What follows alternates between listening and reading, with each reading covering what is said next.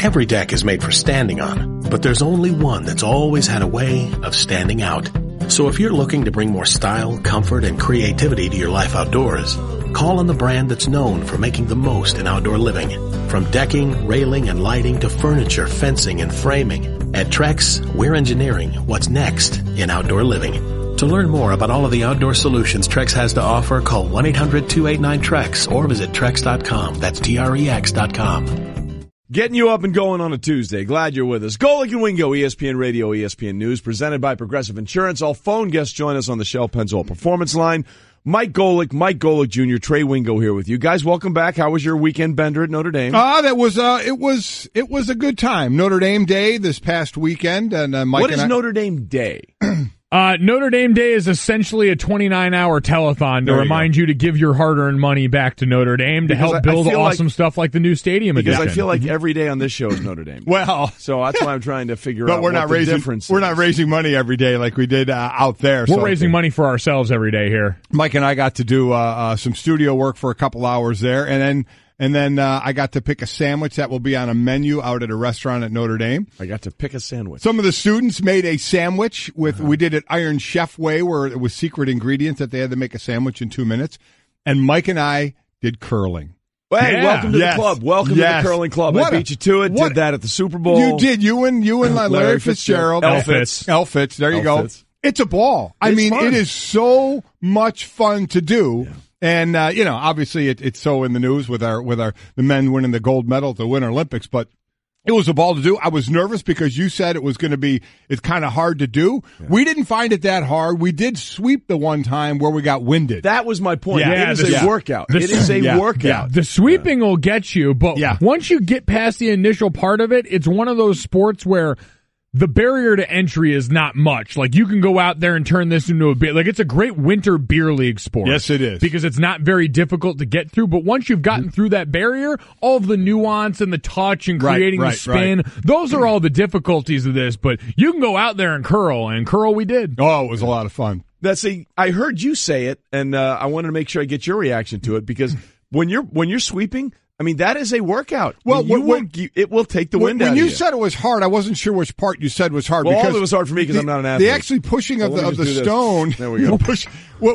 We did like one practice of that, and we actually did that pretty well. Yeah, the stone glides a lot easier than you think. That is just all touch, because I had an open, open target, and went right past it because I had and Mike swept too hard, and it was really Mike's fault more than mine. Swept too hard. You did. I was such saying a minimal part of that. When you stop. When you launch that, I did launch it rather hard. Cannon fire. We played two sophomores at Notre Dame, two young ladies who were part of the team curling club they have there, and they beat us. Yeah, no, Alice and Marissa gave us curling buckets. Yeah, they did. But it was a ball. We had a great time, and I was at my former D-line coach's funeral. Dale Hopp on Friday coached our D-line in Philadelphia, 88 years old. That was, a great memory for him, and seeing some of my former teammates, Andy Harmon, Clyde Simmons. Dan Hampton was there from the 85 Bears. William Frizzell, one of my teammates as well, and seeing some of the coaches. And just, again, we talk about it here on the show, when we talk about coaches, Trey, the coaching tree that you talk about here with the coaches and what Chuck Amato was there, former coach from North Carolina State, but just going through the tree of how all the coaches know one another. It's unbelievable. How interconnected everybody is. It is amazing the connections with coaches and following through, not years, but decades of how they all follow one another and kind of meet up along the way. Yeah, and it's, obviously it was a shame that you were there for the funeral, but one of the things that's always great about that is you get to see people that you probably wouldn't have seen otherwise. You do, and again, 88 years old, Dale had a heck of a life, no doubt about it, so it was great to relive that. Had some great videos, but then just to catch up with everybody, and then to realize again, the coaching tree it is a large, large tree. Well, we're glad you're back, glad you're both back, glad you got the curling, glad you saw some friends, and more importantly, glad you got a sandwich named after you. There you go. Okay, so that's the show. Here we go. Let's start. It's time for Off the Top. Whether you like it or not, it's just beginning. With Golic and Wingo. Off the Top is brought to you by Samsung. It's a great time to let go with the Samsung Spring for Something New event. Upgrade and save on the latest Samsung appliances. Shop now at your local retailers or Samsung.com. And speaking of letting go, Rockets certainly did that. It was a 1-point game at the half, and then they played the third quarter, outscoring the Timberwolves, the Rockets did 50-20 in the 119-100 win to go up 3-1 in their first round. Yea, verily, the Rockets doing something that only one other team had ever done. That was playoff history. Yeah, that was the 1962 Lakers that scored 51 points in the fourth quarter of their game. I don't even know what to say about this. You look at this game, the Rockets were missing shots left and right early on in this. Harden started out 0 for 7 in this game. They are clanking three-pointers left and right, and it was only a 1-point game.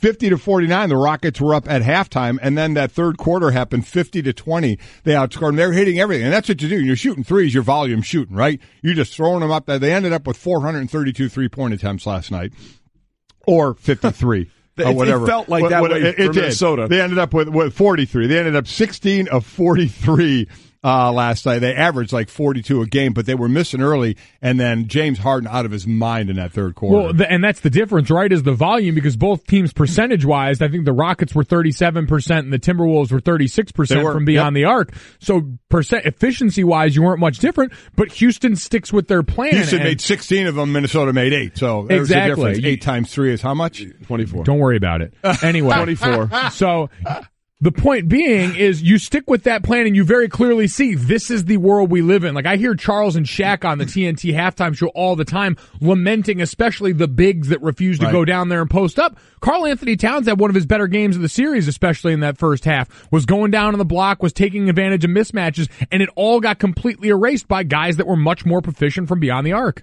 Well, look, this is what we've heard from all the big guys, that they have to do this. Look at what Anthony Davis has done. He's developed a step-back three, okay? One of the reasons he's had a monster series. You have to be able to hit that range. You have to be able to do that, even if you're a big man in this day and age. That's how much the NBA has changed, and quite frankly, it's all because of the success that the Golden State Warriors have had over the last few years. Off the top. Staying in the NBA, Donovan Mitchell scoring 33 points in the Jazz's 113-96 win over the Thunder, as they go up 3-1 in that first round series. Here's the amazing thing to me. Well, Donovan Mitchell has been incredible. He has actually outscored LeBron in the fourth quarter of both their individual series. Mitchell scores 36 points. LeBron has scored 35 points. But here's the amazing thing to me is when you think Oklahoma City, even though obviously Paul George has been played well there, Carmelo Anthony has the reduced role there, but still the big three we saw in game one scored 80 points.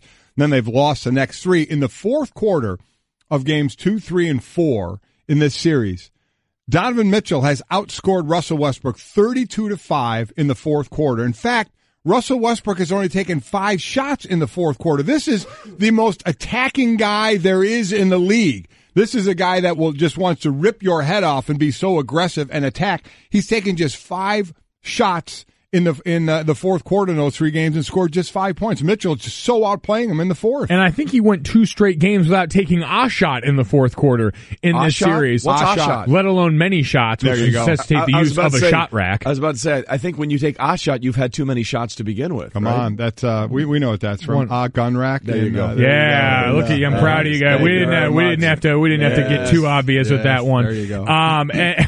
So when you get down to that point where Russ is that sort of neutered with his game, we see why last night 4 fouls as early as he picked them up takes you out of that attack mode. You can't be the guy that's max effort all the time when you're worried about picking up those last couple of fouls. And between Ricky Rubio's triple-double getting in his head and then the fouls last night, we've seen a guy that's just been off his game at a time where they can't afford it. So you can give it a little bit to the fouls last night, but we're talking the numbers I gave you were a 3-game sample, not last night. You're celebrating the entire selection. There you go. 4 fouls in the first half. I get it. You have to be a little more careful. So there's a reasoning a little more for last night. But boy, Mitchell on the other hand, how about this Utah team? What if they never got rid of Gordon Hayward? Yeah. What if he was still on the team? Look, they're impressive. I mean, I don't think anybody was expecting this much from Donovan Mitchell in his rookie year, but the things he's been doing has been amazing. And we'll get into the bitterness a little bit between Ricky Rubio and Russell Westbrook a little bit later, because after Game 4, somebody's tune changed a little bit after what he said he was going to do before Game 4.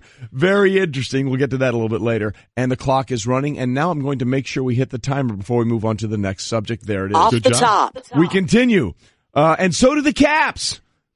Alex Ovechkin's 2 goals helped the Caps to a series-clinching 6-3 win over the Blue Jackets. Washington now gets to face Sidney Crosby and the Pens in the second round, and the Pens are 9-1 all-time in best-of-7 series against the Caps. Yeah, and when Ovechkin and Sid the Kid play against one. Can we still call him Sid the Kid at 30 years old? Sure, why not? Why not, huh? Dude, as old as we are, they're all kids. Yeah, it's really gone one way there. But the Caps did rally down 2-0 in this series to come back and win it.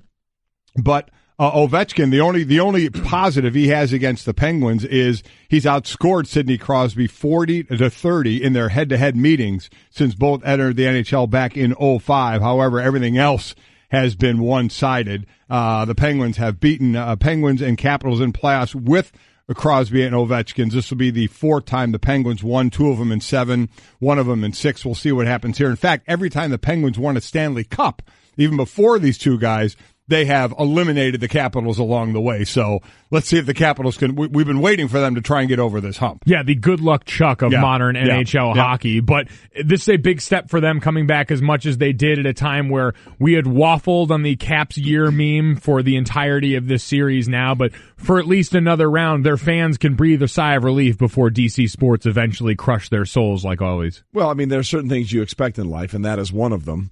Outside of the Washington Redskins, everyone in D.C. tends to have their souls crushed by their sports team. But more importantly, it gives us a chance to say the most important thing. As they say in hockey, let's do that hockey. And they continue to do and that. There you go. They get to continue doing the hockey. Washington Capitals. Mm-hmm. Meanwhile, the Yankees' big bats had breakouts Monday night in the Bronx. Giancarlo Stanton, Didi Gregorius, Tyler Austin, and Miguel Andujar all homered in the Yankees' 14-1 win over the Twins. How about Andujar? It made him the only player in Yankees history to collect extra base hits in 7 consecutive games before turning 24 years old. That's pretty impressive. You know what else is amazing to me? Tell me. Is the youth and the money they're not spending. Yep. The Yankees, I think, are 7th this year. Seventh in payroll. 7th in Those payroll scrappy this year. little Yankees. So you got Tyler Austin, who's hitting $296, making $558,000. You got Andujar, who's hitting $316, making $539,000. You have Judge, who has 6 home runs, making $544,000. Gregorius, now he's making $5 million, but in today's standards, that's nothing. It's Stanton, the one who's making obviously a lot of money. You said it before the show, Trey, and you're right. It's akin to that team. It's like the Rams having a really good team, and a lot of the reason why you can spend money is because you're not paying your quarterback. Russell Wilson with the Seahawks, same thing. Right. Yeah, Stanton's picking up the tab for dinner. Yes, I think that's safe to say in the Yankees locker room at this point. Yo, platinum sombrero guy, pick up the stakes. Let's go. For him, though, 4 for 4 last night in a home run. It's amazing how little that'll probably get talked about now, which is good for him. He's not become the story of this anymore, which is probably going to be healthy for his psyche here as he starts to ramp back up. We knew that wasn't going to last all season. We knew that wasn't going to be the story with him. This guy is going to continue to figure it out. Now 5 home runs on the year. We know a lot of that was front-loaded. So this Yankees lineup, we talk about the boom or bust with the Houston Rockets. We know that's what exists with this Yankee batting order as well. As for Andujar, again, 7 consecutive games with extra base hits. Only the third Yankee to do it before turning 24. The other 2, you may know their names. Yeah. Mickey Mantle and Joe DiMaggio. It's a pretty good list to be on. If Yankee greatness is you, Mickey Mantle, and Joe DiMaggio, you're doing pretty good. Things are going okay. Also, by the way, 21-year-old Gleyber Torres, the 5th best prospect in Major League Baseball, according to Keith Law, got his first Major League hit, a line drive single up the middle in the 8th inning. Off the top. And we finish up off the top with 3 Game 5s on the schedule tonight in the NBA playoffs.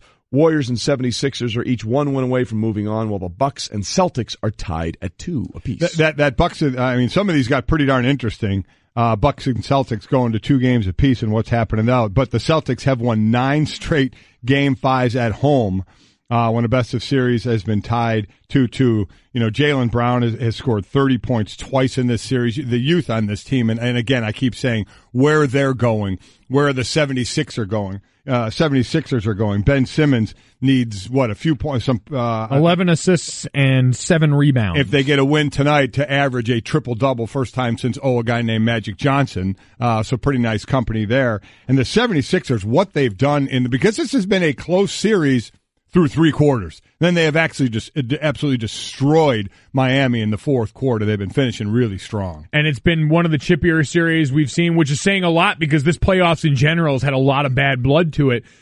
For the 76ers, as important as Ben Simmons is, and as impressive that stat line has been, this looks like a different team the minute Joel Embiid stepped on the court. And his offensive game has 22 points, I think, in his first game back. This will be his first home game in the playoffs in a 76ers uniform. But just his defensive presence has changed so much for this team. There's a confidence and a swagger to this group that now Joel Embiid has come out and said, forget the long horizon, forget the bright future. We're here now. And as far as the Spurs and the Warriors, did I really see after the Spurs got that win, people actually tweeting, the Golden State, they don't have Steph Curry. Well, I mean, are you serious? For this series, no. Come on. It has nothing to do with please, this series. Let's stop with that. The bigger issue is what it means going forward in the West with what we're seeing out of Houston. By the way, that is off the top. And this, I agree with you, Junior. This might be the best first round of the NBA playoffs we've seen in a long time. Let me just think about it last year. 12-0 for the Golden State Warriors to get to the finals, 12-1 for the Cavs to get there. That is not going to be the case in any way, shape, or form for either one of these teams or whomever ends up in the NBA Finals because of the depth and the way these first-round series are being played. But the Rockets' 50-point third quarter is what everybody's talking about, and that's brought to you by Lowe's. Pros in the know. Start with Lowe's. Go to lowesforpros.com for details. You do that well. Thank you very much. It sounds like it's just something that someone says in Baltimore. I mean, that's basically the way that rolls right off the tongue. Obviously, a big part of that was James Harden. Here was James Harden after the win on TNT. We hit the switch that we've been trying to hit, from the beginning of the playoffs, on both ends of the floor. It's pretty scary what we're capable of when defensively we're locked in like that, and offensively we got it rolling. So, great quarter for us to give us the lead, and now we go back to the crib and try to finish it off. Great quarter, as in one that's only happened one other time in the history of the NBA playoffs. That might be understating it a little bit just to call it a great quarter. But here's the bigger question as we're looking at this now. Obviously, Steph Curry, we still don't know for sure whether or not he's going to play in the second round of the playoffs, assuming they get by the Spurs, and we think they will.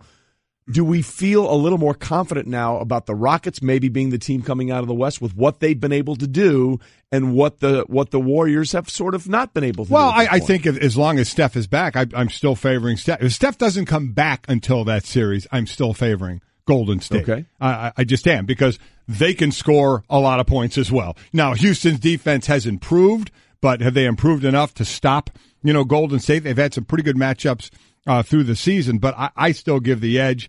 I don't know how long it will take Steph to get back into Steph rhythm. I understand that he'll have to do that, but to me, they would still be the favorite. I mean, you look at this series, Minnesota has played them pretty strong at times. As Tom Thibodeau had said, we can't give up a few minutes here, a few minutes there, or in this case, a quarter. This was, again, a 1-point game going into the third quarter, and then they got destroyed by 30 points.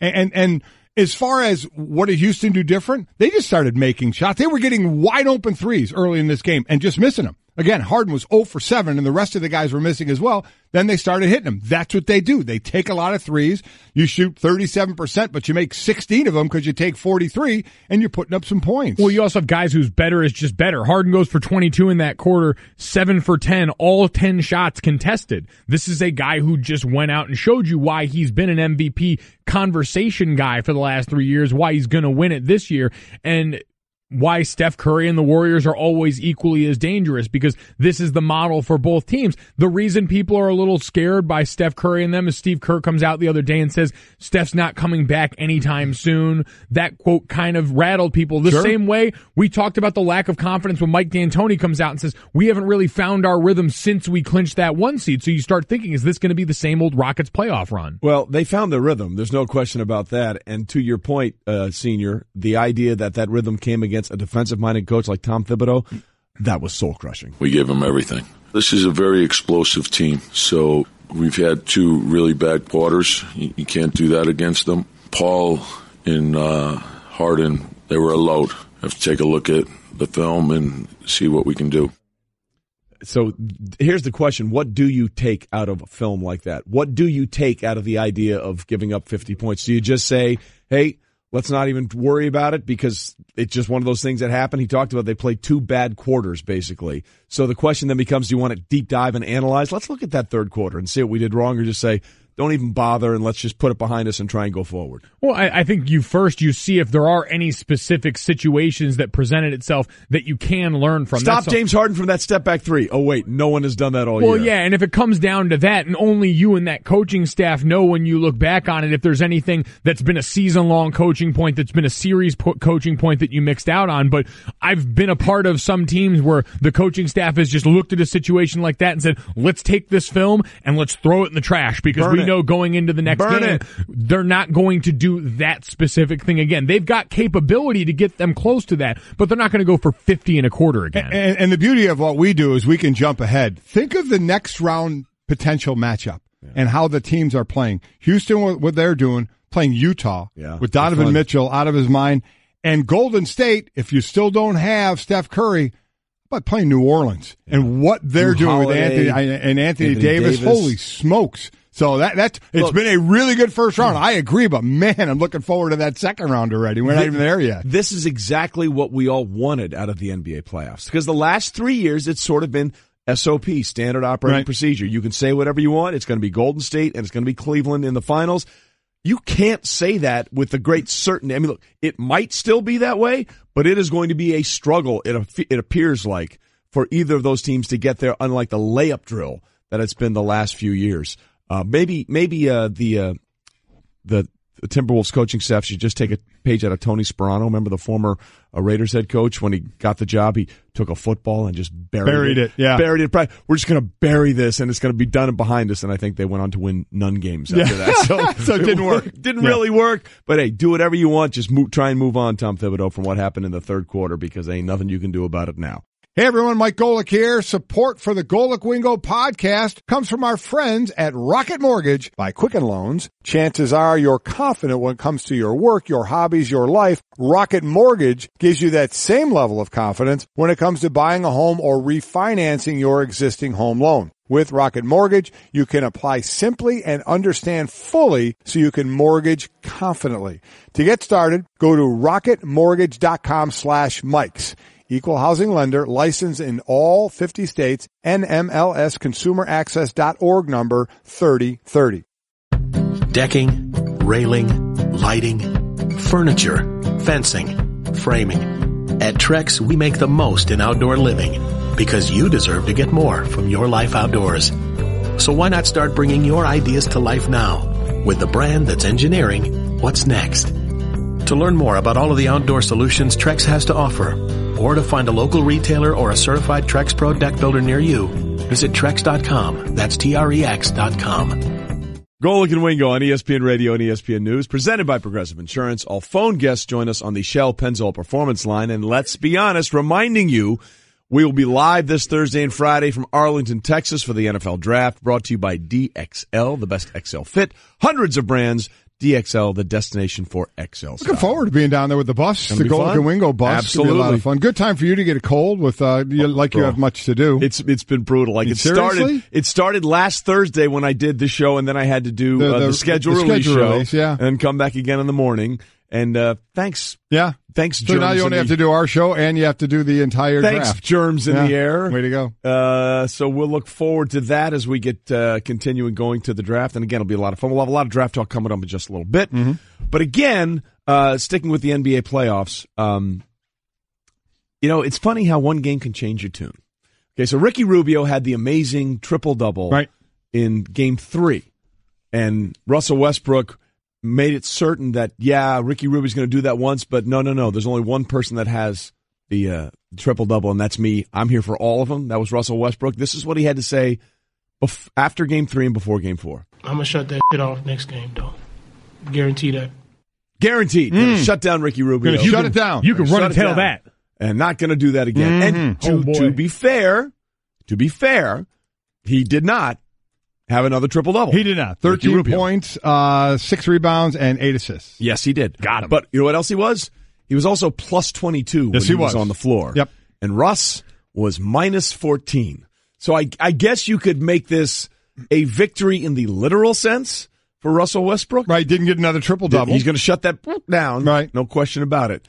But he really didn't shut down Ricky, nor did he shut down the Utah Jazz. Mm-hmm. And here we are with the Thunder, one game away from elimination. Well, Utah in the first round. Playing so well. Donovan Mitchell, I mean, again, the Rookie of the Year is a regular season award, so none of this has anything to do with Rookie of the Year, so we'll still see which way that goes with he or Ben Simmons. But he is, I mean, just progressing and becoming how soon into your rookie year when you're playing as much you are, you're not a rookie anymore. How much do you hear that? You know, that you're just going to be that veteran right away. But man, what they have to go forward with again after giving up, you know, or Gordon Hayward leaving. I mean, it's 28 years old, losing him, but what a team they have. I was going to say, forget saying what if Gordon Hayward had stayed. I bet Gordon Hayward might be saying, what happens if I hadn't left? Right, exactly. So that was Russell after Game 3, and then of course he was asked about that after Game 4. Let's just say tune changed. Did you feel like your aggressiveness was appropriate to defend Rubio with in this game tonight? What do you mean?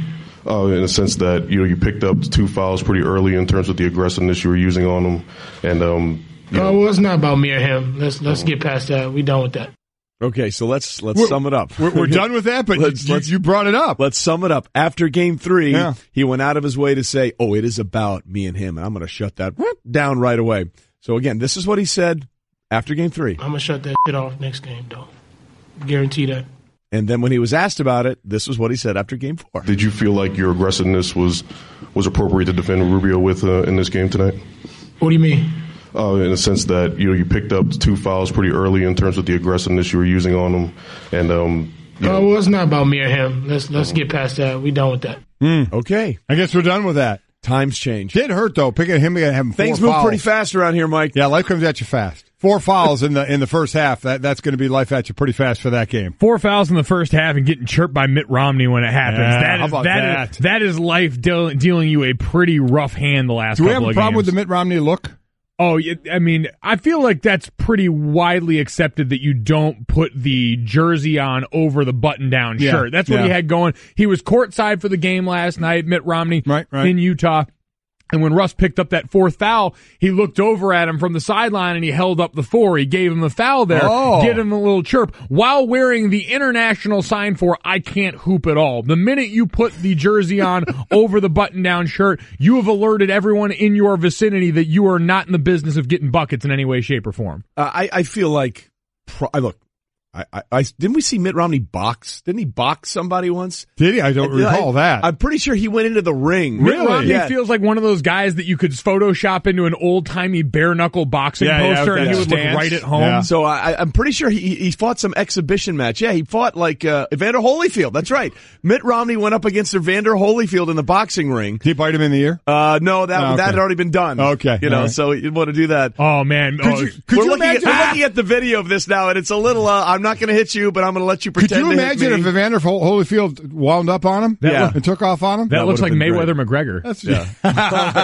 Up until one of the last few rounds, no question. That bite. Yeah, no, but like... I don't know. Mitt's in pretty good shape, man. Oh, he's in pretty good shape. He's definitely in good shape, but do you see a step-back jumper in that guy's game? I see a step-back jab. I don't think... one of these leaning back like this. Exactly. That looks like a guy that might tuck his suit jacket into his pants. Well, what's wrong with that? No.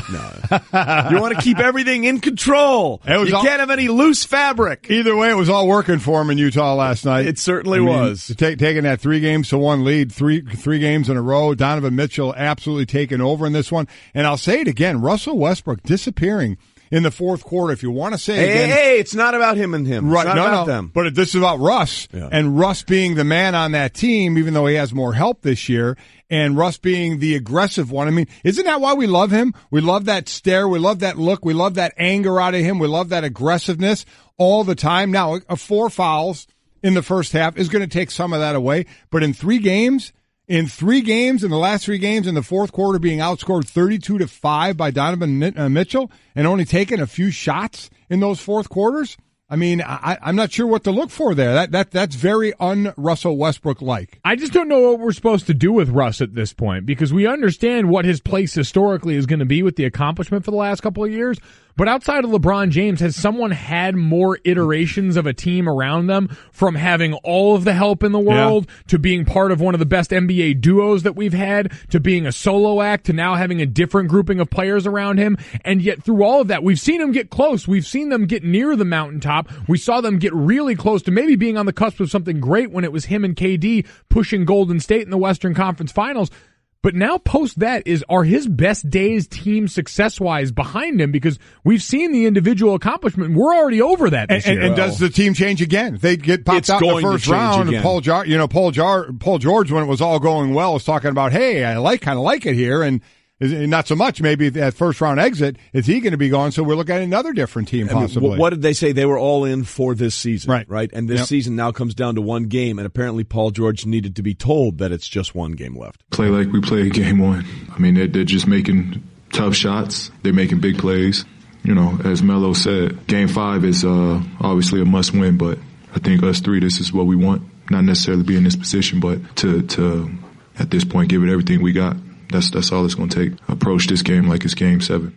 I love that, as he said, as Melo said, it's a must-win. Yeah, it you is. Can't lose another one. You best approach it like it's game 7. Hopefully Melo didn't have to tell you that, right? I mean, you know that if you lose another one, it's over, and then we'll find out what happens. Really, when this series is over, I mean, look, they could come back, absolutely, but if it ends, then the NBA offseason really begins. Right. That's when it all starts, because what's going to happen with all the pieces in Oklahoma City and how that's going to have permutations and ramifications for everybody else.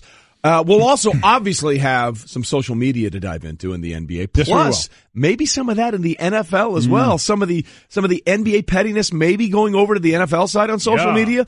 Winning at sports and at sports broadcasting means changing things up. Just like La Quinta Inns and Suites is changing up their look. A renovated lobby that's so contemporary it even makes Golic look cool. Yes, it does. And a totally updated fitness center that even has Wingo feeling like a workout. I'm ripped. Plus plenty of comfortable spaces to hang out. Yep, this La Quinta look definitely has a vibe of victory. So you can just relax, refresh, and get ready for your next big meeting. Prepare to win at business with La Quinta Inns and Suites. Book now at LQ.com. That's when you know we are deep in the draft. Who is your next favorite guard after Quentin Nelson? Wow. I'm so proud of our Twitter feed, man. Awesome. Yeah. The rest of the world is trying to have the conversation for the millionth time about the top quarterback coming off the board. Quarterbacks, Saquon Barkley. Right. Let's get into centers. Let's talk a little Billy Price. Let's talk James Daniels. Let's go. The middle rush. Mason Cole. Let's go. All these quarterbacks you're talking about, if they got to move their feet in the pocket, they're not going to do you any good. That's why we're talking guards and centers to stop that. Isaiah Wynn was 6'2", playing left tackle last year. Incredible. What an athlete he is.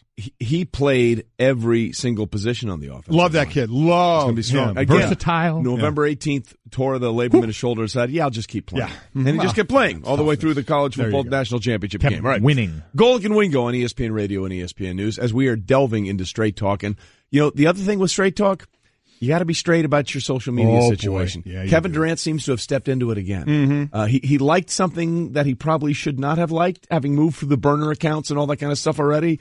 Liked something where it said Russell Westbrook was the problem in Oklahoma City. Kevin, you're good, man. You're good. Championships. By the Bay. Have a real good chance to win another one. Enjoy you. I don't understand why this is going back down that road. It's just amazing, and he can excuse it away as something accidental or a mistake in this. By the way, that's what he said. He said it was a total accident. That's what he said. It can be a total accident, but I always think Yeah. about what got you there, especially when it comes to something like an Instagram comment, because it was a post talking about what advice he would give Giannis Antetokounmpo about should he feel compelled to stay in Milwaukee if he's not having fun there. So maybe you're tagged in the post and it got you there. But if you're wading through the comments and you're looking at this and Instagram gives you that option to like those comments and all of a sudden you're in a spot where that's possible, it means you were looking for it anyway. If you're 80 weeks deep on your ex-girlfriend's younger brother's Instagram page and you accidentally throw down a double tap, guess what? You were there doing dirt to begin with, so you just got caught doing the dirt that was already there. There you go. Completely agree with it. Not even sure what you said, but I'm going to agree anyway and just keep moving on. Yeah, that was... Wow, I just went way... You guys understand any of that? You good? Yes. That was a lot. I caught bits and pieces of it. That's all you need, a few buzzwords here and Bottom there. line is Kevin Durant Durant's making his own bed, right? Yeah, no, he's not very good at this. So there he was, made his own bed. Need to creep better. And the other guy in this, a guy you never hear from anywhere, is quotes nothing, is Julio Jones. All of a sudden, he's in the news for his social media or lack thereof of what he is now taken off his social media. Well, it's a couple of things. First of all, he's absent from the start of voluntary workouts, which he normally is a part of. But then he deletes pictures from his Instagram. But it's not just that he deleted pictures, it's what he deleted. Right. He deleted all references to the Atlanta Falcons and all photos regarding the Atlanta Falcons, and that is a little bit curious. Yeah, it is, and the couple of reasons for it was, number one, it was, I believe that the Atlanta saying that he's just kind of resetting everything. Yeah, and he spent some time at Alabama's Pro Day, was supposedly being an example for the kids at Alabama. So resetting, and then that was the other that I was getting to, is that he's kind of setting that example for the kids there and to show the proper way to do social media. But everybody's wondering, is there something underlying here? He has 3 more years on his deal. He's going to make, $14 million? So he's down the list on highest paid, but he did sign the deal a couple of years ago, though he's down the list now on as far as, what he's going to make this year on highest paid wide receivers. So a lot of people are trying to look where maybe you shouldn't or maybe you should. We don't know. Is this a way of saying, I need a little bit more money? But you never got that from Julio Jones. I mean, again, he's kind of like the Kawhi Leonard of the Spurs. You just never hear from them. Never hear from them. Strong silent type on this. Well, the interesting thing here is, look, whenever you sign a deal, 2 years later you're going to be underpaid. That's just the way it goes because everything's going to be escalated. So I think that's part of this. They can pretend like it's not, but if you're only deleting the stuff that has to do with your team from your social media page, then that just to me says something that we're not getting a part of here. So as we do all this, and everybody's going to do it today, could it be as simple as he is showing guys from Alabama, hey, be careful about tweeting stuff about your team. I'm taking the stuff from my team down and reorganizing or whatever he's going to do. To show the reaction it would get. Exactly, to show you Alabama players about, I don't know. I have no idea, but this is what everybody's speculating on because you never get anything from Julio Jones. And this is how it's done, Kevin Durant. Take note. Don't be so damn transparent. Leave a little bit of mystery to this. Yeah. Because Julio Jones isn't going to come out and say, I made a mistake. He's not going to say anything. He's going to do the right thing, which is do whatever the hell he wants to do on this and then back out. And then let all of us color and inject our own situation and our own thoughts and feelings on this.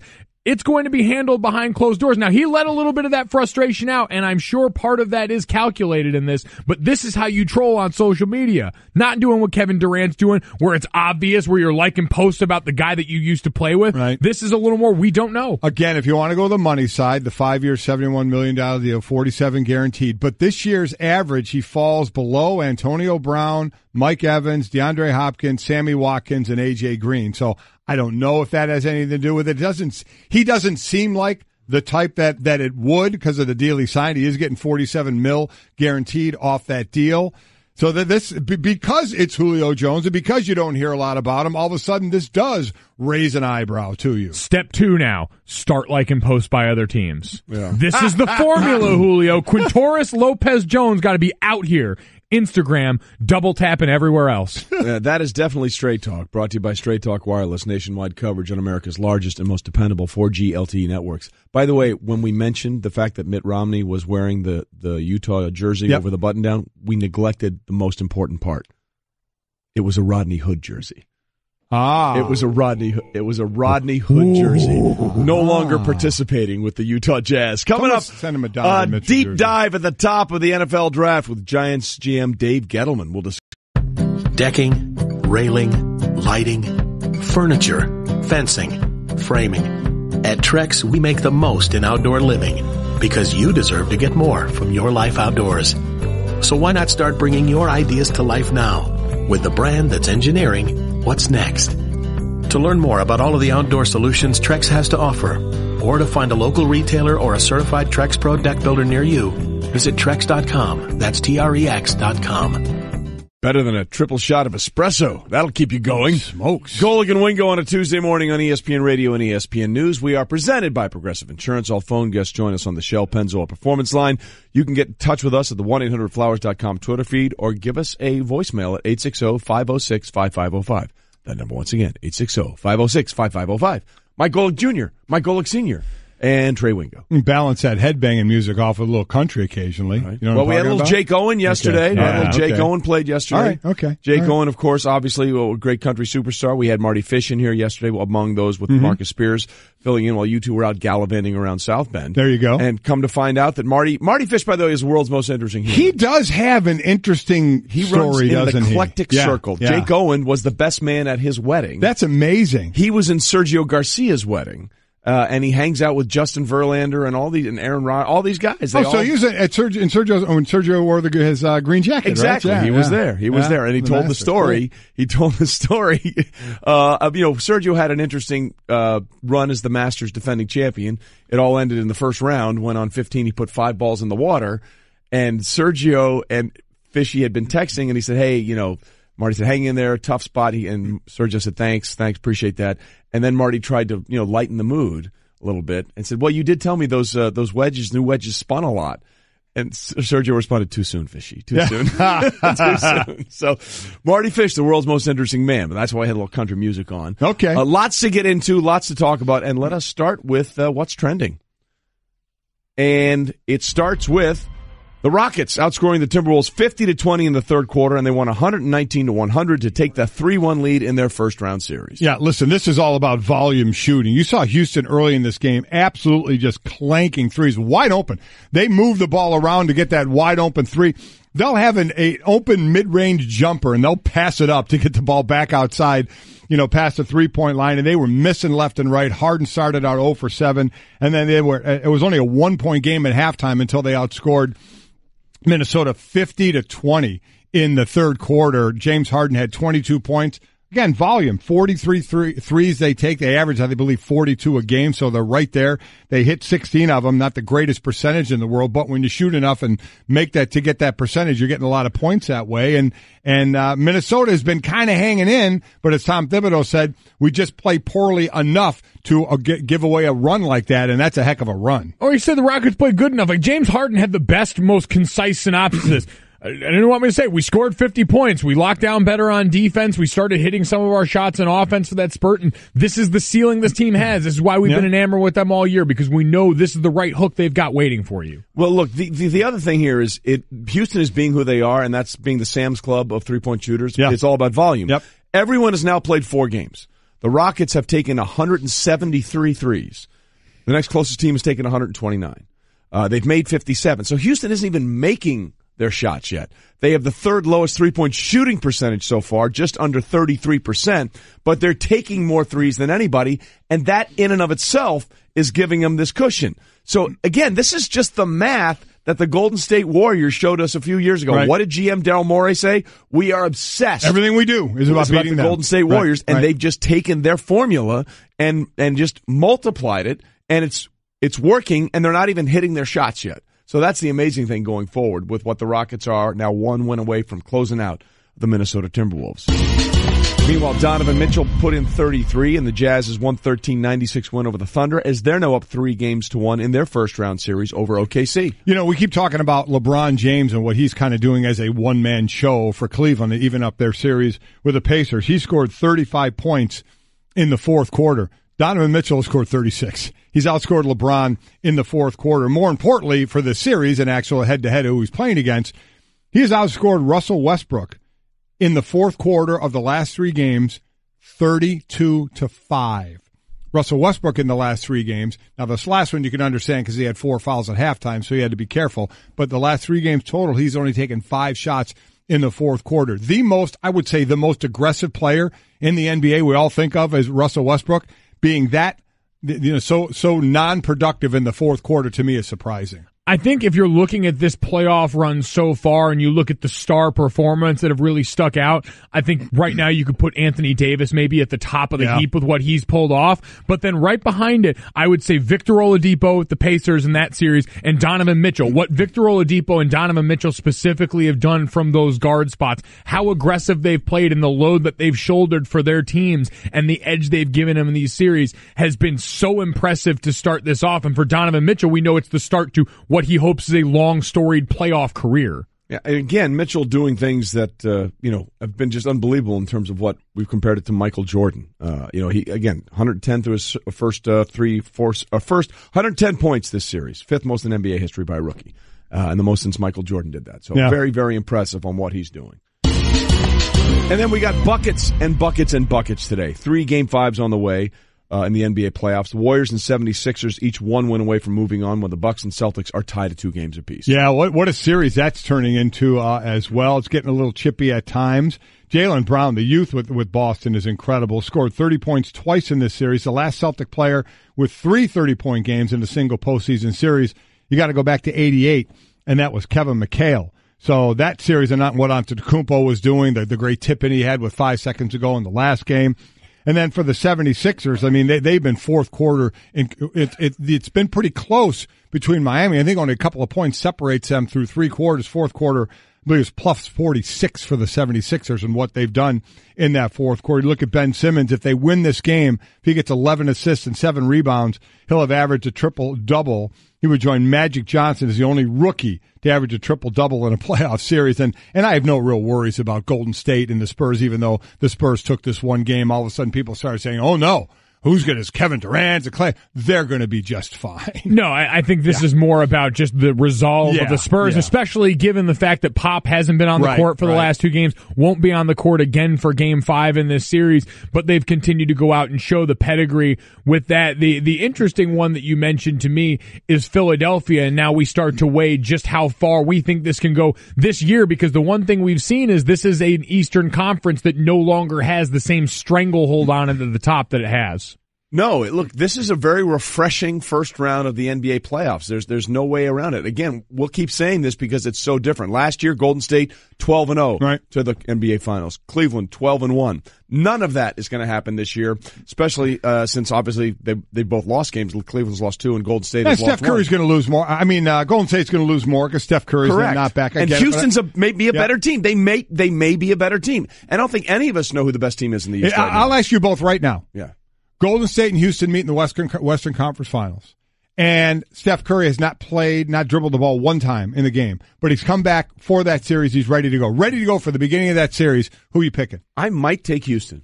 Golden State. I'm taking Golden State I might take Houston because the rust factor matters, And then in the East, let's be honest, none of us have any idea what's going to happen in the East. We can say, oh, hey, listen, until LeBron is carted off, you got to kill that guy. He's been to 7 straight finals. I get all that, but at some point, the rest of the team has to show something else. And we don't know if that's going to be the case as we run up to the buzzer. Boom. On what's trending. Mm-hmm. Boom.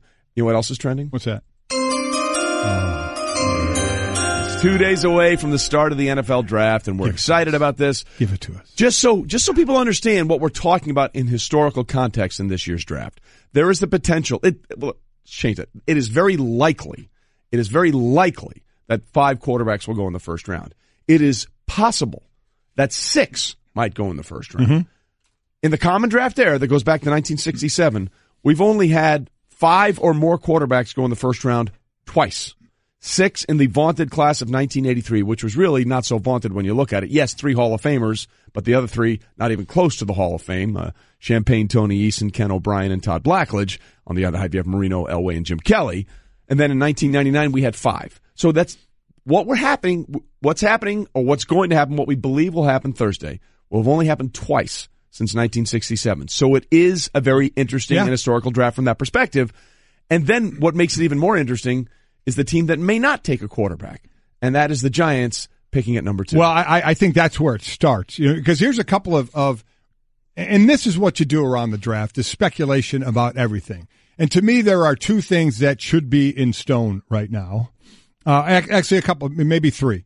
Cleveland should not take Saquon Barkley number 1. They should take a quarterback number 1. Those are 2 things there. And the talk of, is that 1 or 2 things? That's 2 things. That's 2 things. We're all confused. Not take Saquon Barkley. Take a quarterback and don't take. It should be 1 thing. Just take a quarterback. So blah blah blah blah. It's 1 thing. All right. So we've settled on 1. 1 thing. Yeah.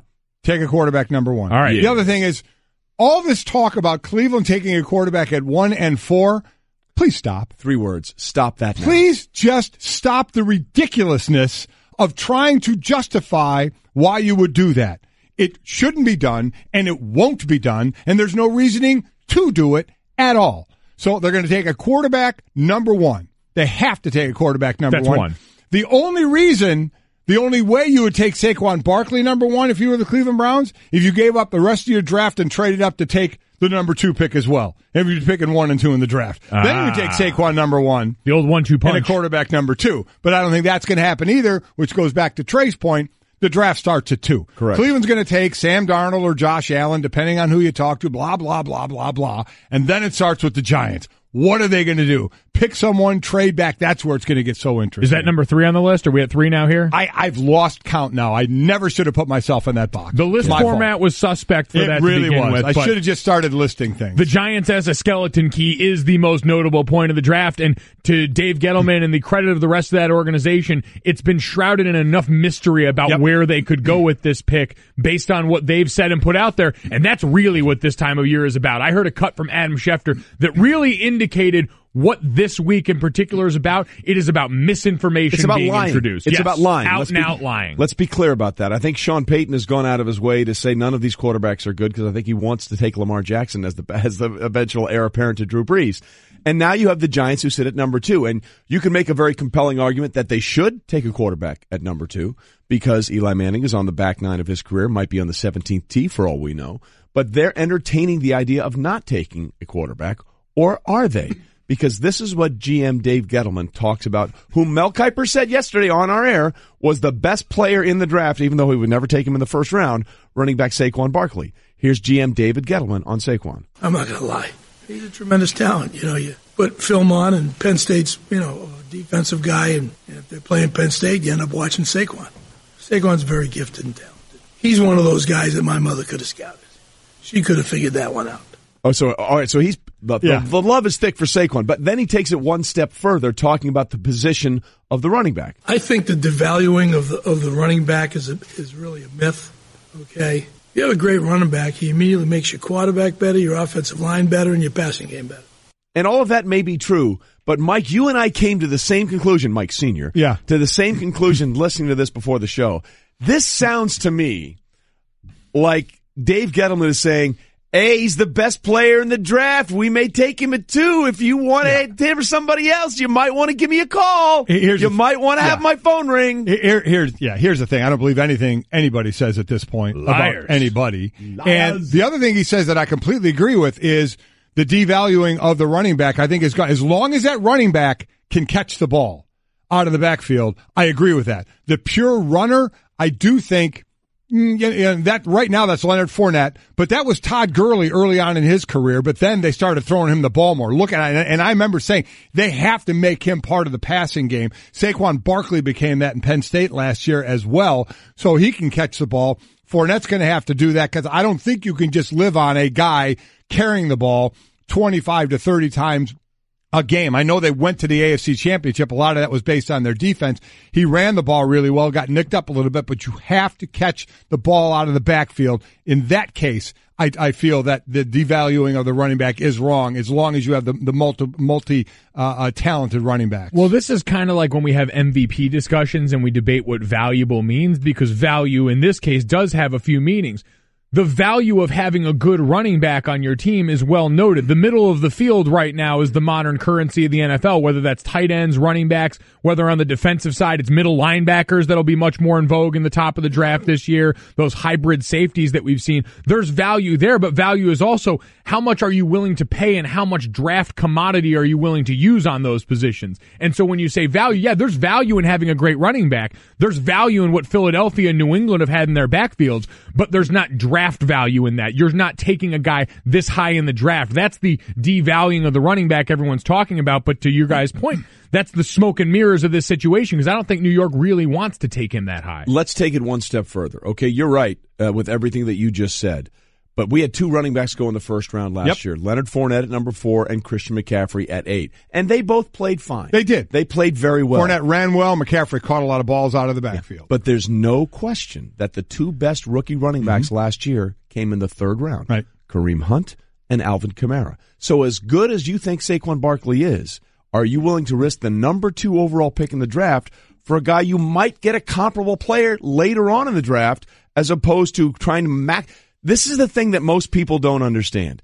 It's not about picking a player. It's about maximizing the value of the pick. Right. And when you have the second overall pick, again, the Giants have only been this high one other time. It worked out well. They took Lawrence Taylor. Yeah, so it can work out. It can work out, but you've got to get that kind of transcendent player with the second overall pick. So if you're not all in, as much as you say you might be, on Saquon Barkley at the number 2 pick, then you have to say the value of the pick is more than the value of the player. Well, so it's really 3 things here. Here I go with the listing again, right? Oh, God. Oh, boy. Well, get a counter. Buckle up. It really is only 3. Here we go. All right. And it depends on who you're buying into if you're the Giants. 1, you take Saquon Barkley, you say he can't miss. Who's a defensive player that you say can't miss? Bradley Chubb. Bradley Chubb is 2.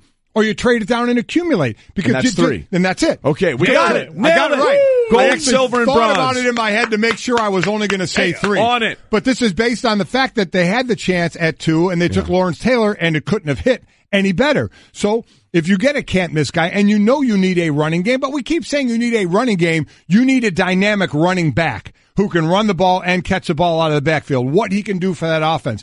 But we also know what helped lead the Giants when they were going to the Super Bowls, that NASCAR rushing of the defense. Correct. That's what Bradley Chubb can give you as well. Or do you say, okay, while we think those guys can't miss, what can we accumulate? And this is where scouting comes into play. If you have an eye on a guy who nobody is really talking about, you can get him in that 2nd and that 3rd and that 4th round, and you can turn him into something. Man, that's when you really win the draft. Yeah, you can win listen, creating value, that's where the Patriots have made their money for years. Seattle getting guys as undrafted free agents, hitting on that gold mine in the back where you've got more picks anyway. But at the top, you've got to understand what your team is. You can look at let's just stick with the running back position. It's what you decide to do once you take that guy. If you're New York, it doesn't mean you have to commit to the run, but you have to commit to featuring this guy as one of the main pieces of your offense if he comes here. What do we hear when the Carolina Panthers drafted Christian McCaffrey? This is about reworking that whole offense around the short and intermediate pass game. Except they didn't do that. Except they didn't do it. Which doesn't work when you do that. But look what, let's say, the Dallas Cowboys did when you draft Zeke Elliott 4 overall, and you go out and you have one of the most dominant rushing attacks in the league, because that's the identity that you want to forge for yourself. So if you've got a commitment to an identity that features the player there, you've created value, and you've created that by finding the appropriate match. All right, I have another thing to ask you guys. Yeah. A choice of 4 things. Oh, here we go. Here we go. Man, 4, you've added to the list now. You realize you're treading with fire. I am. It's like doing my tongue twister. Here we go. So the top of the draft is where everybody grades and says these are the can't miss guys, right? Oh, yeah. Okay. So the ones you count on. But we always see, and you just mentioned 2 of them in Hunt and especially Kamara, right, who just explode from a lower draft pick. So we know that's going to happen as well. But the guys that are looked at as counted on, I'm giving you 4 choices. Pick your quarterback. Whoever you think your best quarterback is, that's 1. Okay? Saquon Barkley, Bradley Chubb, Quentin Nelson. In the next 4 years, one of those players will be a 2-time All-Pro. Not Pro Bowler, but All-Pro. Which one is he? Well, I might go Quentin Nelson. You may go Quentin Nelson because we've seen that, and the guy went to the same school, Notre Dame, and that's been Zach Martin, who's been in the league 4 years, has been in the Pro Bowl all 4 years. Pro Bowl all and 4. First team All-Pro 2 of the years, I believe, and second team one of the, I think, a third year. And again, this is the hardest thing to do because it's all predicted on health. No, that's exactly right. Yeah. But these are the guys, right? So whoever your top quarterback is, that's going to be your franchise quarterback. I'll let you pick whichever one you want. And then the 3 can't-miss guys, running back, rush guy, and offensive lineman. So which one would be the All-Pro, 2 out of the next 4 years? I'll go one better, and I can rank them in order of that. I would say Whoa, you're going to try and list as well? I'm going to try to list as well. Good luck. You start at we do in the Golic house. Good luck. I'd go Q number 1. Yeah. I would go Chubb number 2. I would too. I would go Barkley number 3, and then I would go your top quarterback number 4, purely because you look at the difficulty in those areas. What it takes to be a top-tier quarterback, especially now, tends to take longer to develop. Agreed. With the offensive line, you're talking about an area what's more volatile across the league, so a sure thing is harder to come by, and Q's as close to a sure thing as you've had. And then pass rushers, we know you need those going out of style, and you have opportunities to go out there and here's the thing, greatness. With 2 of those positions, you will, well, actually 3 the quarterback, but I agree with you. I think quarterback would be the 4th because we even saw what Deshaun Watson did. He was on his way to that monster year and then got hurt, but still, that's more the limited. They need a little bit more time with Chubb and Saquon Barkley. You get to see it. Right. Because Chubb's going to have sack numbers and tackles, or we're going to see that in Saquon rushing numbers and catches out of the backfield, so you can see visibly how well they can do. Not so much Quentin Nelson, because there's nothing tangible in a box score that you're going to see outside of what opponents are going to say of like, oh man, I don't want to play. That He's guy is a hell of a player. Absolutely. Look, and the other thing that goes against Barkley for the Giants is that they, you can have the best running back, but if you don't have a line, it doesn't matter. Now, they got Nate Solder from the Patriots, but remember, they also lost Pugh to the Cardinals and Weston Richburg to the 49ers. And the offensive line was a big problem for the Giants last year. You can have the greatest offensive running back in the world, but if you can't block for him, it doesn't matter. I'm gonna flip yours. I'm gonna go Q number 1, Barkley 2, Chubb 3. I think those are the two maybe interchangeable, and then the quarterback 4. My quarterback is Rosen. I would go Rosen or Darnold. I'm on the L.A. quarterbacks one way or the other.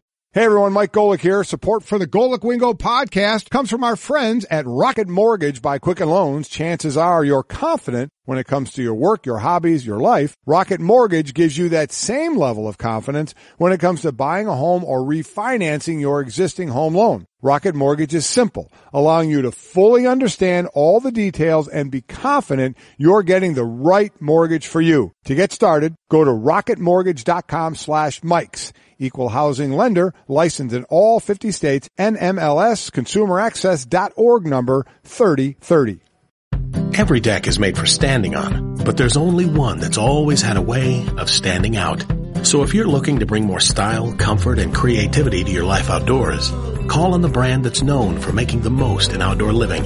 From decking, railing, and lighting to furniture, fencing, and framing, at Trex, we're engineering what's next in outdoor living. To learn more about all of the outdoor solutions Trex has to offer, call 1-800-289-TREX or visit Trex.com. That's TREX.com. 3 shows in Dallas. We do a radio TV, and about 85 hours of draft on TV. So good luck. What could possibly go wrong? Luck. I don't care what happens on your stinking TV draft show. Thanks, buddy. Only care about Golic and Wingo. Appreciate that, but I do have to do that coming up a little bit again. Again, we'll be in Dallas Wednesday, Thursday, Friday, and then the draft starts Thursday, Friday, and all day Saturday.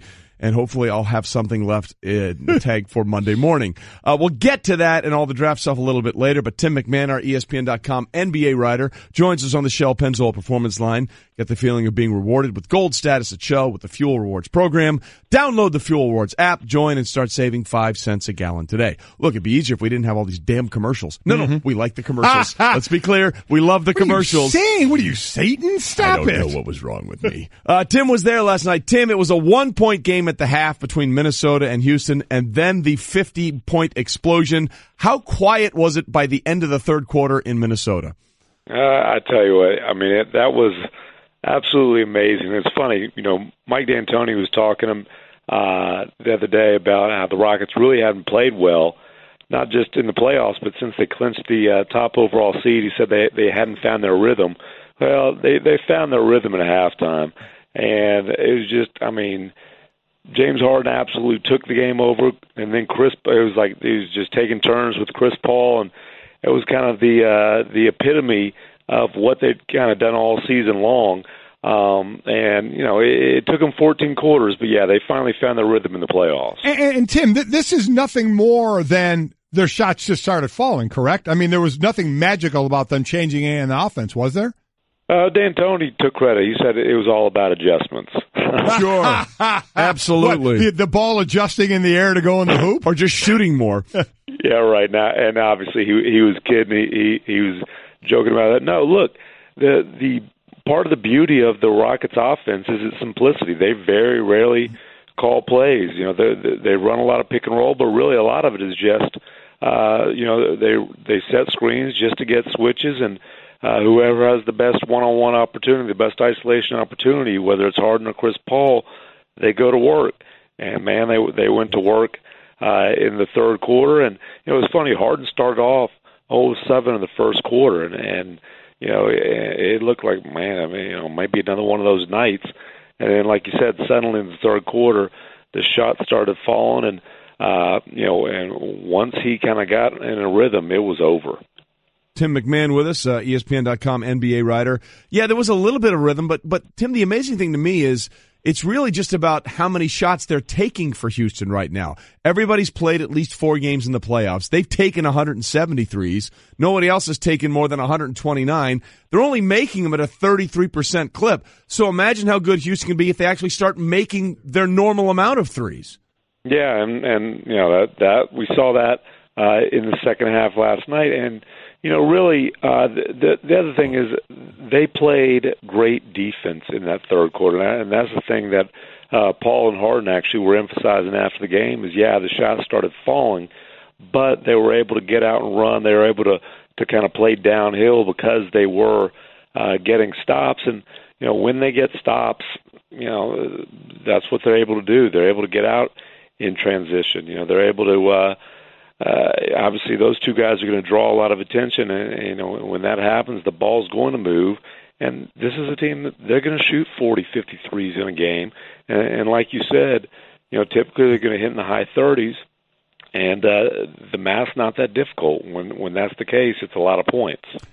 Tim, the fun thing we can all do is we can speculate going forward. While the players have to play the game that's going on that night, we can say, hey, boy, it looks like a great second-round matchup with Houston and Utah. So let's say, hey, it looks like a great matchup with those two teams. And the way Utah is playing right now, the way Donovan Mitchell is playing right now, start to give us a little preview of that series.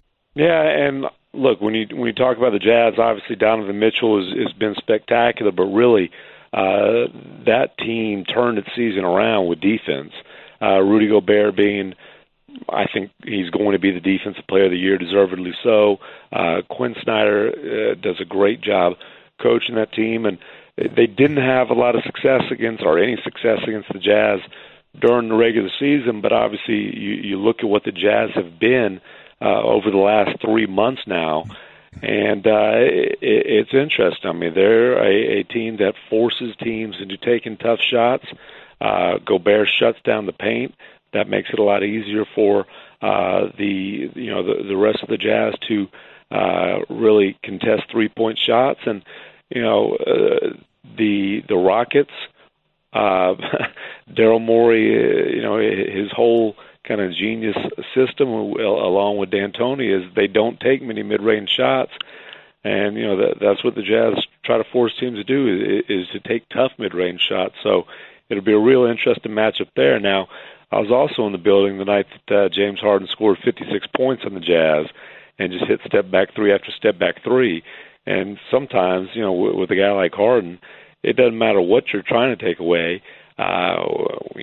When he steps back and knocks him down from 28 feet, there's not a whole lot you can do defensively to stop that. Again, the season series this year, Houston won all 4 games. 3 of them were played before Christmas, and Utah certainly looks like they're playing a little bit better right now.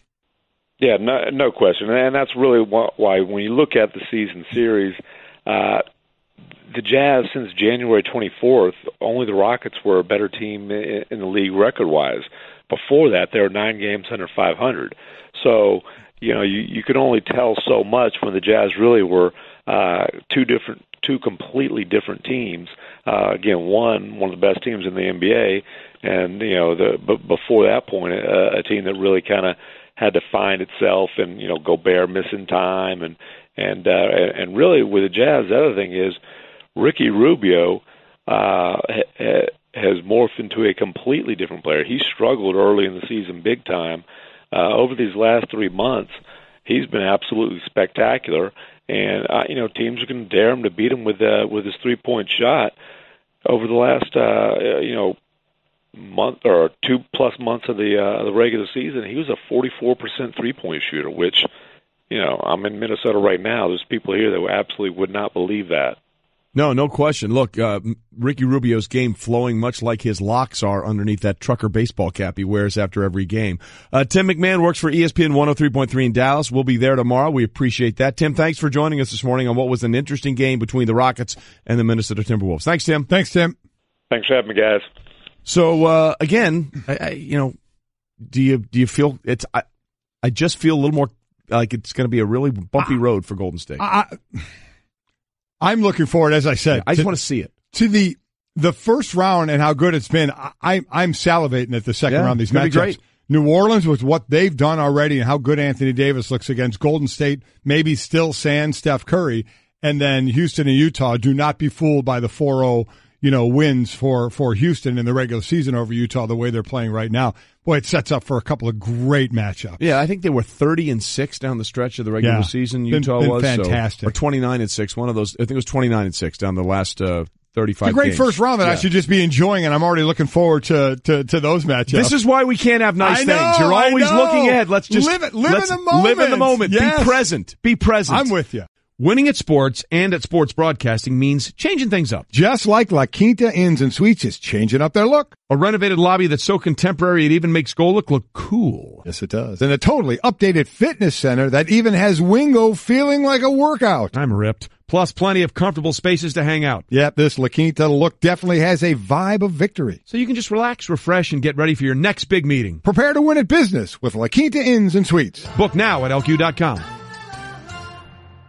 I've eaten Detroit Airport sushi. I am indestructible. Well, I mean, but that's a restaurant that serves sushi. We're talking about in the Detroit Airport. I would trust airport sushi a lot more than ballpark. Yeah, in Detroit? I will not have you disparaging the Detroit Airport. That's a line you cannot cross. Wow. I think the Detroit Airport is fantastic. Listen, if you haven't flown through the Delta terminal at Detroit, you're missing an experience. They have really done a great job. It is one of the best terminals on the planet. Completely agree. Get to Detroit just to go through the Delta terminal at the Detroit Airport. Golic and Wingo, presented by Progressive Insurance. Protecting your small business is a big deal.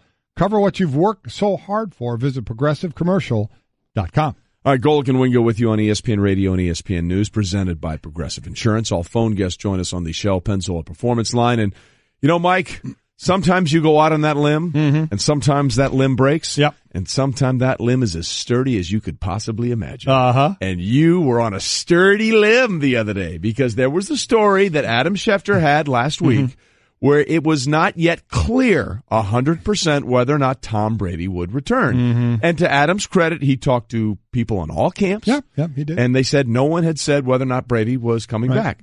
Then Adam followed up this week. And lo and behold, Tom Brady is back for the 2018 season. And you said there was 0% chance. 0% chance. That he wouldn't be back. I'm going further than that. 0% chance that Belichick, Brady, and Gronk are all going to be in their positions for this year. Now, what I do agree with, and that Adam is reporting and others as well, that there is more strife this year friction with these relationships than in the past. That I completely agree with, but never ever once did I think that was going to change if these guys are going to be playing there. To me, Gronk is the biggest question mark. Yes. A lot of people say he still is a big question mark. I do not agree with that. I think he will be back as well, but let me tell you what.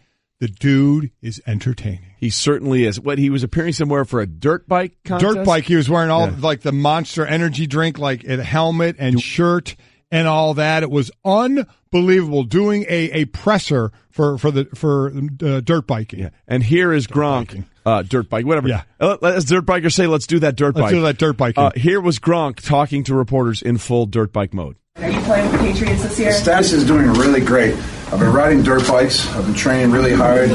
I can vroom, vroom really good. I can ride that bike like no other. And my speed is up today. Are you still contemplating retirement from football?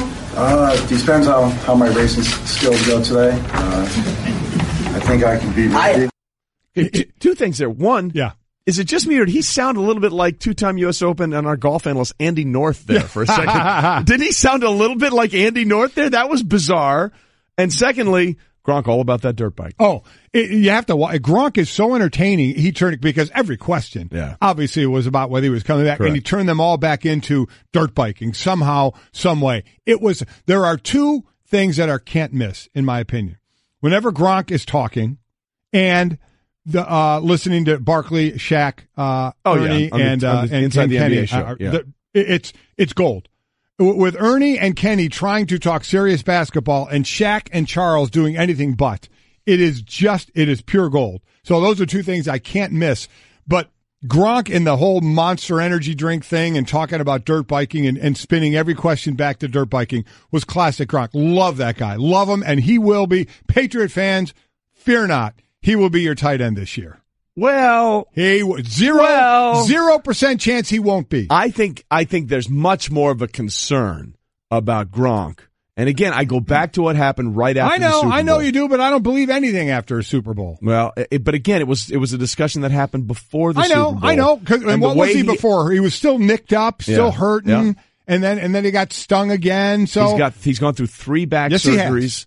Apparently, he hasn't spent a dime of his NFL money. Look, I hope the kid doesn't retire because he's so much fun. Oh, he's great. Who doesn't want to watch a great player? You remember when they were in London the other day and one year, and he scored a touchdown, and he did that ridiculous touchdown walk, and they said, "What were you doing?" "I was doing crazy nutcracker, dude," is what he said when he did his touchdown celebration. He is just so much fun. So the dude has a great time, and he's one of the greats. And if he may go down as the greatest tight end ever. Longevity, we'll see, what that has to do with it. But listen, if he walks away, we all lose if he walks away. All we hear is yes, he has done great things with as wacky as he seems. I'm sure there are some people that think, oh, dude probably spent all his money. No way. We hear completely the opposite. And kudos to him and his team around him if that in fact is the case, and he saved all that money because he's just going to go have fun with life, and more power to him to do that. But and if he decides that, I'm behind him 100% because it's not my body on the line. It's his body on the line out there, that if he feels the need to walk away from it, then so be it. But from a selfish standpoint, I love seeing him play the game because he is so great to watch how teams try and match up against him, and he's just a great personality to have around. Well, listen, he's obviously a lot of fun, but no matter what happens, this has been a bad week for him because he bought stake in Gronk the racehorse. Yes, he did. And the racehorse got a fever. Yeah. Spiked a fever, so they had to pull him from the Kentucky Derby. Yep. So Gronk's going to the Kentucky Derby. Let's be clear about that. Gronk's not missing that. All those guys go. But he's missing the opportunity to watch a horse he had bought a stake in run in the Kentucky Derby. Yeah. So that's the one downfall for Gronk this week. Gronk not happy. Gronk not running. Gronk still living life. Gronk living his best life all the time. Gronk will be a Patriot this year. All right, Gronk still undetermined, but Gronk will be a Patriot. Gronk very motorbikey right now, but Gronk sad, no horse. Coming up, NFL Draft Week, and we have audio from the most controversial player expected to be taken in the first round. Stay with us.